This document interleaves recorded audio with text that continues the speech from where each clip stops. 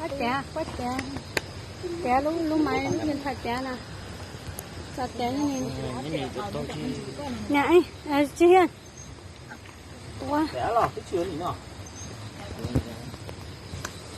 chị tổ không ở chè hay để ba ở chè vỡ chẳng này thao nhìn cho bé ra à con nhìn cho bé ở chè này tao có một cái thôi wow bây giờ cứ như đó sẽ chết nó rồi tại phơi nè tự nhiên nó không mùa bớt tờ hay do cho gió rồi thì chính nó á để từ khi liền thì là có hổ nó này ít của cái này giờ lòng cái hắn đi bố à thôi đó ấy là bộ phận cái bếp cứ này chảo đó ít chục cứ rồi này áo thủ thuật thật có thể không cao à những cái yon to tiền tôi chưa cao sao lúa cái cổ ta lúa cái chân nó lại hái đi cho nhau họ thực hiện một chợ mà wow giờ lố cho này nhá nó hấp rồi nửa xanh nữa nè mới được đào là mùa nửa xanh là chè chế cho rau cho nó no là từ dòng còn ra đường với nha như ta cứu ra cái tôi nữa là tự như dòng thì tự như cái gì thôi nó không có đau rồi rồi lúc không mình cứ đau nữa còn cái gì dùng cứ đi chuột tè lại ôi trời cứ tìm mà cái đồ tè ô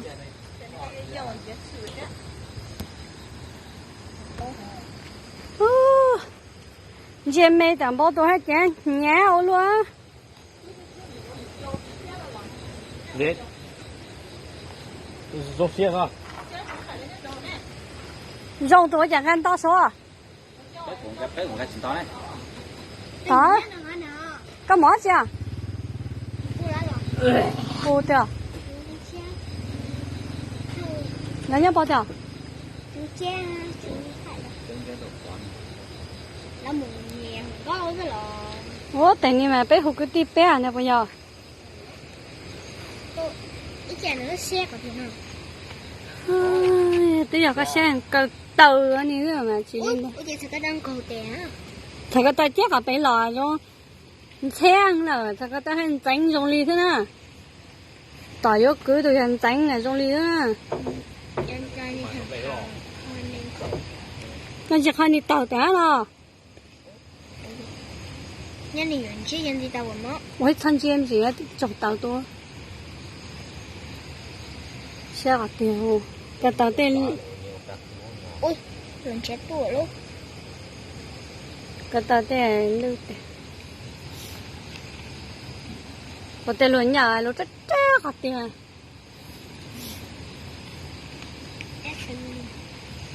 nhân nhân bên nó là dấu non to luôn nó số nó rồi nó một thó thì chỉ nó có voi nè đi xem như dùng cứ tin đâu cứ tin từ té này cái thứ tàu ở bên thông phơi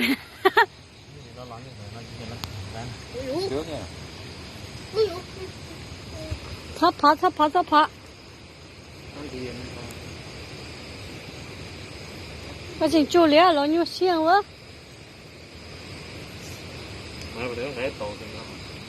có tiếng ra phải chú cái tổ xe lần nhỏ có tiền gì mua bùa đấy à bùa lẻ có có mấy bữa chi à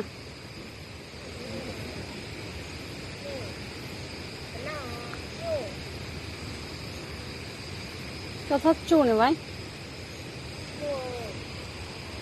nếu cho nó sốt chế này nhớ rồi bừng thân thì hơn xe nhỏ có tiếng chỉ nó ô lấy từ cho to nè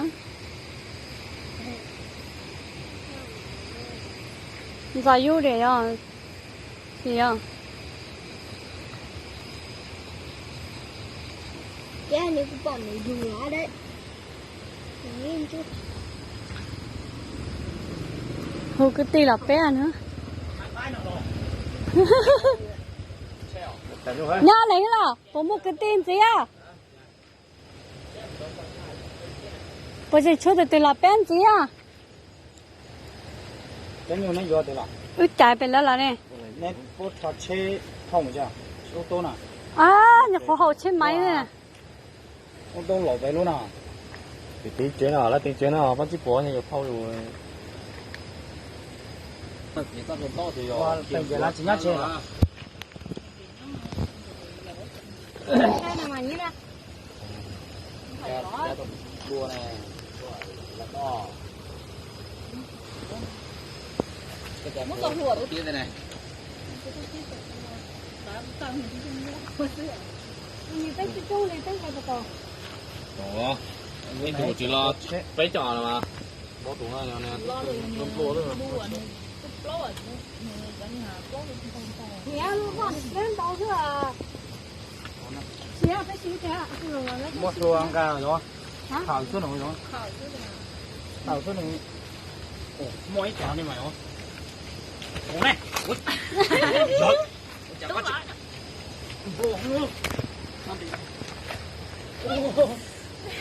chỉ một lúa này chỉ một lúa chỉ một bẹt cứ một câu số rồi lúa này cũng chỉ hai đấy lúa này con này nó tù mà cái lô.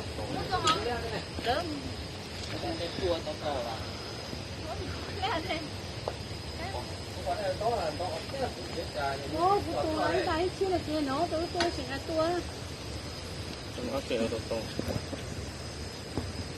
Mẹ ơi, anh chị bố má chị cho hai à? một con số nào luôn Mua chưa chú hả? một con số nào luôn Muốn con là chú Hành ấy, chứ những cái mò chú Hành chắc là một cái giống. Ôi dồi, làm mù á. Thế cho tôi phải yêu bơi đã thấy còn té như thế. lại luôn cái giá rồi tua tệ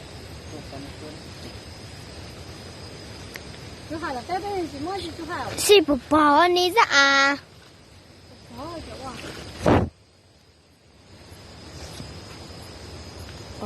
Anh nhà này bố bảo đó. Đây. Upload. So. Upload so. So here can get so. Ôi dồi, ôi dồi, ôi dồi, ôi dồi, ôi dồi. Nhiều tuần thơ hả?